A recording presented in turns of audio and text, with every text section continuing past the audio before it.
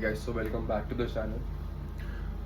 आज I was watching कि income tax bill में बहुत सारे चेंजेस होते जा रहे हैं. सो आई रिमेंबर्ड मेरा इनकम टैक्स का या टैक्सेशन का एग्ज़ाम था जब. सो आई हैड अ इंसिडेंट. उस टाइम प्रिपरेटरी होती है 1.5 डेज़ की. तो 1.5 डेज़ में मैंने जब एग्ज़ाम था मेरा टैक्सेशन से पहले लॉ का एग्ज़ाम था. लॉ का exam went okay, smooth medium था वो. ठीक है, उस रात को तो मैं आराम से आई गेस 6-7 आवर्स सोया था. बट पढ़ के ही सोया था. जीएसटी रिवाइज कर रहा था मैं. हाँ, जीएसटी रिवाइज किया था मैंने उस दिन. और नेक्स्ट डे भी मैं जीएसटी कर रहा था. उसके बाद इनकम टैक्स साथ साथ कर रहा था. और एग्ज़ाम से पहले I slept I guess 4 hours के लिए सोया था मैं. 3 बजे सोया था और 7 बजे उठ गया था. उसके बाद से एग्ज़ाम सेंटर तक जाने तक भी मैं कॉन्स्टेंटली पढ़ाई ही कर रहा था. पता नहीं क्या पढ़ रहा था. इनकम टैक्स जीएसटी में आई गेस समथिंग रिवाइज कर रहा होगा क्योंकि सिलेबस इतना सारा होता है, रिवाइज हो नहीं पाता. तो बट फिर भी कॉन्स्टेंटली करता जा रहा था. एंड एग्ज़ाम सेंटर पे मैं जब पेपर मेरे सामने आया था, so my strategy was to score high in GST. और इनकम टैक्स मुझे थोड़ा सा डिफिकल्ट लगता था, तो इनकम टैक्स में just do a bit medium but perform my best in GST and secure 50 marks पूरे वहाँ पे. ठीक है, बट द थिंग वॉज कि जब मेरा एग्ज़ाम आया ना, तो जीएसटी का जो पार्ट आया था, जीएसटी सेक्शन थोड़ा सा ट्रिकी आ गया कंपेरेटिव. कंपेयर करें अगर हम पिछले सालों में, तो पिछले सालों में जीएसटी कंपेरेटिवली इजी आता था इनकम टैक्स से. ठीक है, इनकम टैक्स में they used to give some topics या कॉन्सेप्ट जहाँ पे वो घुमाते थे. बट आपका जो जीएसटी था वो बहुत इजी आता था. बहुत इजी तो नहीं बट वो ट्रिकी नहीं आता था जितना इनकम टैक्स को वो घुमा देते थे. बट मेरे टाइम में क्या हुआ, आई थॉट कि जीएसटी थोड़ा ट्रिकी आया और मेरे को थोड़ा मुश्किल लगा वो सॉल्व करने में.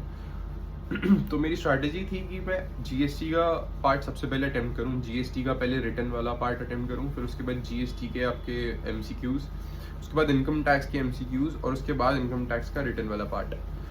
सो यही मैंने किया स्ट्रैटेजी. जीएसटी का पहले रिटर्न वाला पार्ट थोड़ा ट्रिकी था, मैंने सारा अटेम्प्ट किया. आई गेस मेरे को 1 सवा या 1.5 घंटा लग गया था वो अटेम्प्ट करने में. उसके बाद मैंने जीएसटी के एमसीक्यूज करे. ठीक है, उसमें मेरे को 2 घंटे लग गए होंगे. फिर मेरे पास 1 घंटा बचा था इनकम टैक्स करने के लिए. अब 1 घंटे में इनकम टैक्स करने में मैंने इतनी स्पीड से लिखा. ठीक है, बहुत स्पीड से कंप्लीट करने की कोशिश करी मैंने. बट फिर भी मेरा सिर्फ 82 मार्क्स का 75 आई गेस 77 या 82 मार्क्स तक का मैं अटेम्प्ट कर पाया था, जितना मुझे याद आ रहा है.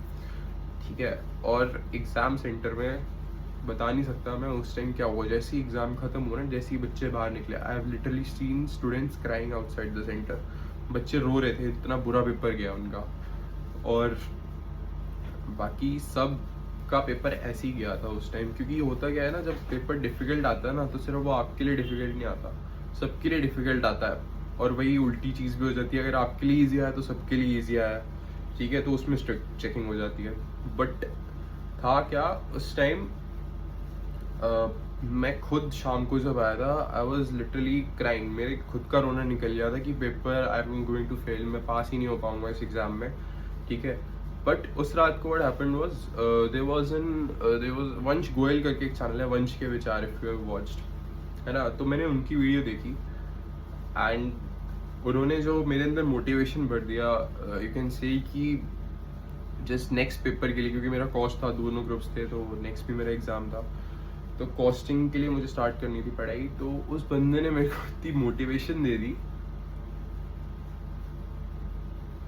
हाँ, सो उनकी वीडियो देख के मेरे को थोड़ी जान में जान आई एंड और उसके बाद मैंने अपनी कॉस्ट की स्टार्ट करी. ठीक है, तो what he told me was कि भाई जब एग्ज़ाम डिफ़िकल्ट आता है ना, तो आईसीआई ना आपकी चेकिंग ईजी कर देता है. ठीक है, जब एग्ज़ाम डिफ़िकल्ट आएगा तो आईसीएआई आपकी चेकिंग जो है ना, वो थोड़ी लीनियंट कर देता है, इजी कर देता है. मार्क्स थोड़े इजीली आपको दे देता है अगर आपने अटेम्प्ट करा हुआ है पेपर अच्छे से तो. और फिर रिज़ल्ट आया तो आई गॉट पूरे 40 मार्क्स मिले मुझे टैक्सेशन में. ठीक है, तो I just passed in taxation.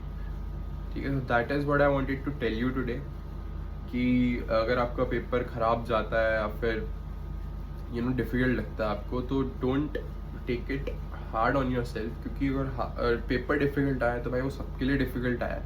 ठीक है, आप अकेले नहीं हो जिसके लिए डिफ़िकल्ट आया है. और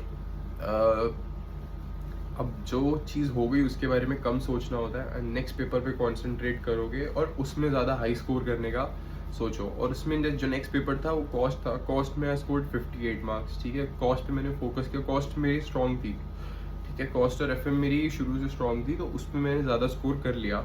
एग्जामेशन नहीं आई बट ठीक है, 58 was good enough for me to pass my intermediate, तो वो सही हो गया। So this was what I wanted to tell you today.